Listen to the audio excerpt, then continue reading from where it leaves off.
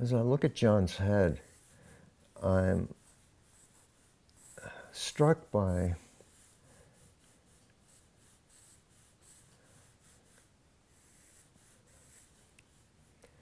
the lower jaw and the way that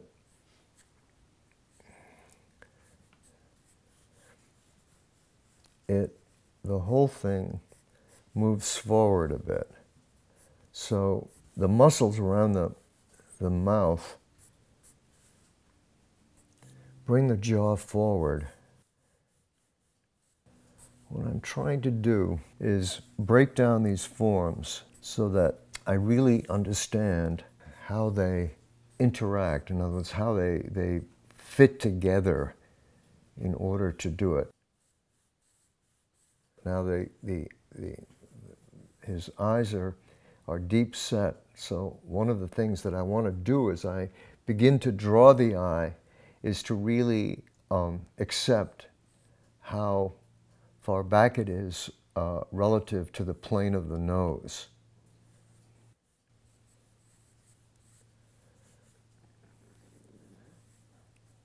One of the things that people have trouble with is seeing the eye in perspective. In other words, that you're seeing the eye from the side, so that you really have to think about the eyeball existing in the position that it's in. What helps me to think about where the eye is, to make two arcs that represent the edge of the eyeball, so that what I'm doing in doing those arcs is imagining how the eyeball is turned, and then to see that the iris sits in the wraparound of the eye in the way that it does. Some of the lines I've made are not right. That's a perfectly natural thing to happen, because as you draw, part of your mind is saying, I'm going to try it like this. The process of drawing is a really live process, and not like a dead thing. Oh my God, I can't change anything because I made that line, 5 minutes ago. You can always change things. Here, I'm going to make some lines that are like sculptural lines that I'm feeling as I make that group of lines, that I'm describing a form and not just an edge. Edges are very attractive. People love them. And of course, we do describe a lot of things with edges, but it's also very important to describe things with groups of lines that are like enclosing lines.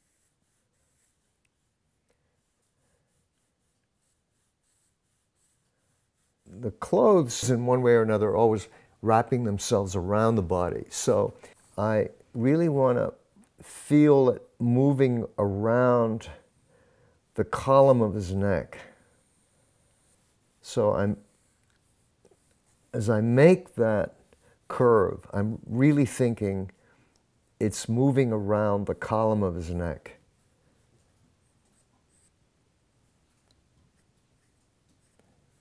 Now you notice that I've really left till this stage in the drawing to even get involved with what is dark, the idea of the hair being dark and the eyes being dark. These are really, in terms of understanding what I'm looking at, those are really secondary issues. I mean, they're always very nice to finally put them in, because they give the drawing more sense of the person. Well, that is a basic analysis of the forms and how I came to build up those forms. I'm trying, in doing these drawings on camera, I'm trying to show people a way of addressing the large issues first and then getting to the details. One of the things that when people are drawing the whole figure or when they're drawing the face, they tend to want to compete with a photograph. The thing that I'm trying to show people is that a much more vigorous way of seeing the body or seeing the head is to analyze the big forms first. Because actually when we look at people, we tend to concentrate on the eyes, and so eyes and hairstyle. And so those are the things that we think give a person their particular visual personality.